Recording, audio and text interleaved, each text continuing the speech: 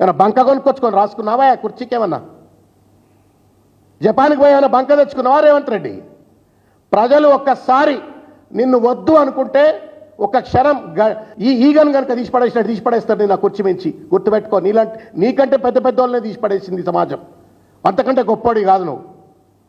10 ఏళ్ళు నేనే ఉంటా, కేసీఆర్ గారు ఫామ్ హౌస్లో శాశ్వతంగా సమాధవుతాడని చెప్పి అని మాట్లాడుతా ఉన్నావు. తండ్రి లాంటి పెద్ద మనిషి, ఈ తెలంగాణకు పెద్ద ఆయన, తెలంగాణ రాష్ట్రాన్ని పట్టుకొచ్చినటువంటి తెలంగాణ ప్రదాత, తెలంగాణ అభివృద్ధి ప్రదాత ఆయనను పట్టుకొని నువ్వు ఇష్టం వచ్చినట్టుగా శాశ్వత సమాధాని మాట్లాడుతావు. న్యాయమా రేవంత్ రెడ్డి గారిది? హనుమంతరావు గారు చెప్పండి ఆయనకు, బట్టి విక్రమార్క గారు చెప్పండి ఆయనకు. మీరు హెచ్సిలో చదువుకున్నారు, సంస్కారవంతులు అని చెప్పి నేను నమ్ముతున్నా. పొన్నం ప్రభాకర్ విద్యార్థి నాయకుడు, ఆయనకు చెప్పురి, లేకపోతే మెంటల్ హాస్పిటల్లో తీసుకుపోండి ఆయనకు.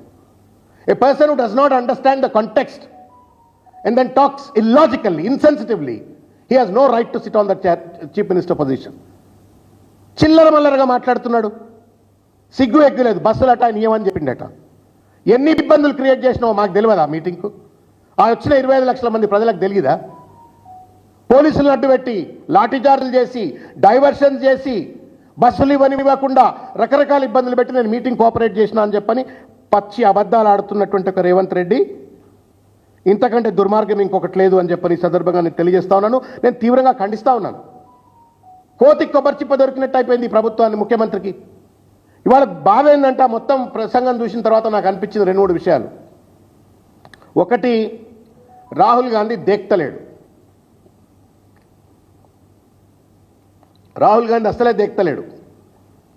ఆఖరికి ఢిల్లీ పోయి కులగరణ పేరు మీద జంతర్ మంతర్లో ధర్నా చేస్తే కూడా నీ ముఖం చూడనని చెప్పని జంతర్ మంతర్కు రాలే. Though it was unofficial program of the Congress party, Rahul Gandhi రాలే ఆడికి. ఒకటి, రాహుల్ గాంధీ చూస్తలేడు, దేక్తలేడు, ఫ్రస్ట్రేషన్. కేసీఆర్ గారు 25 లక్షల మంది మీటింగ్ పెట్టి రేవంత్ రెడ్డి ఊసే ఎత్తలేదు, మరింత ఫ్రస్ట్రేషన్. దానికి తోడు బీజేపీకి దగ్గర అవుతున్నాడు అని చెప్పని కాంగ్రెస్ పార్టీ కార్యకర్తల్లోనే ఒక రకమైనటువంటి ఒక రేవంత్ రెడ్డి పట్ల అపనమ్మకం అనేటువంటిది. ఈయనేదో బీజేపీకి దగ్గర అవుతున్నట్టున్నాడు, ఈయనేదో మోడీకి దగ్గర అవుతున్నట్టున్నాడు, ఈయనేదో అమిత్ షాకు చుట్టం లెక్క వ్యవహరిస్తున్నాడు, బీజేపీని ఏమంటలేడు, మొత్తం కేవలం బీఆర్ఎస్ మీదనే పడుతున్నాడు, బీజేపీకి రేపు పొద్దుగాలేదో డిఫెక్ట్ అవుతాడు అనేటువంటి అనుమానం ప్రబలమవుతున్నట్టు నేతృత్వంలో ఇంకా ఫ్రస్ట్రేషన్. దానికి తోడుగా ఒక్క మంత్రి కూడా రేవంత్ రెడ్డి ముఖ్యమంత్రి మాకు సమానమైనవాడు, మమ్మల్ని నాయకత్వం వహించేటవాడు అని చెప్పని ఎవడు నమ్మట్లేడు. ఇన్ని రకాలుగా తిరస్కరణకు గురైపోయినటువంటి ఒక రేవంత్ రెడ్డి ఊరిమురి పిల్లి ఎవరి మీద పడ్డట్టు ఇవాళ వచ్చి కేసీఆర్ గారి పైన పడుతుండు. మొదలు రేవంత్ రెడ్డి, నీ ఒక విషయం నేను చెప్తా ఉన్నాను ముఖ్యమంత్రి గారు, ఎందుకు రాహుల్ గాంధీ గారు నిన్ను ఏరి కోరి ముఖ్యమంత్రి చేసి 16 నెలల్లోనే నీ ముఖం చూడటానికి ఎందుకు విముఖత చూపెడుతున్నాడు? ఒక్కసారి ఆత్మవిమర్శ చేసుకోయా. ఎందుకు నీ మంత్రులు ఇవాళ ఉన్నటువంటి ఒక క్యాబినెట్ మంత్రులు, నువ్వు ముఖ్యమంత్రిగా మా నాయకుడివి, నువ్వు సక్సెస్ కావాలా, లేకపోతే నీ నేతృత్వంలో మేము పనిచేయాలా, నీ ఆదేశాలు అమలు చేయాలని చెప్పని అనుకోవట్లేరు. ఎందుకు నువ్వు ఎప్పుడెప్పుడు దిగిపోతారో అని చెప్పని ఎందుకు నీ పట్ల విముఖతతో ఉన్నారో ఒకసారి ఆత్మవిమర్శ చేసుకో. బీజేపీతో లోపాయకారి ఒప్పందం చేసుకున్నటువంటి ఒక విషయం కార్యకర్తలకు ఎట్లా తెలిసింది? ఆ కార్యకర్తల నమ్మకాన్ని మళ్ళా నువ్వు ఎట్లా గెయిన్ చేస్తావో ఆత్మవిమర్శ చేసుకో. ఎందుకు కేసీఆర్ గారు పైన లేకపోతే బీఆర్ఎస్ పార్టీ పైన ఎగిరెగిరి పడతావు? రేవంత్ రెడ్డి గారు ప్రశ్నిస్తారు, నువ్వు చేసిన తప్పిదాలను ప్రశ్నిస్తారు. Mirror image, your failures are mirror image.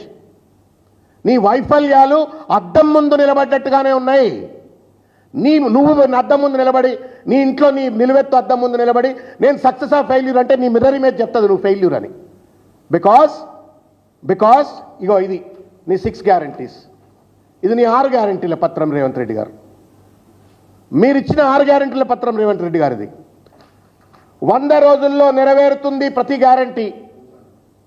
నేను మరీ చెప్తా ఉన్నాను రేవంత్ రెడ్డి గారికి, అద్దం ముందు నిలబడండి. మీ ఇంట్లో ఉన్నటువంటి ఒక జూబ్లీ హిల్స్ ప్యాలెస్లో I'm sure you would have had a bigger size of mirror.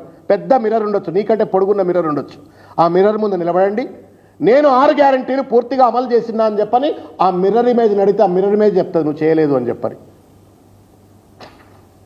Mahalakshmi ఇచ్చినవా? Rythu Bharosa పూర్తిగా అమలు చేసినవా? రైతు కూలీకి 12,000 రూపాయలు ఇచ్చినవా? వరి పంటకు 500 రూపాయల బోనస్ ఇచ్చినవా? ఇందిరమ్మ ఇళ్ళు ఇచ్చినవా? ఉద్యమకారులకు 200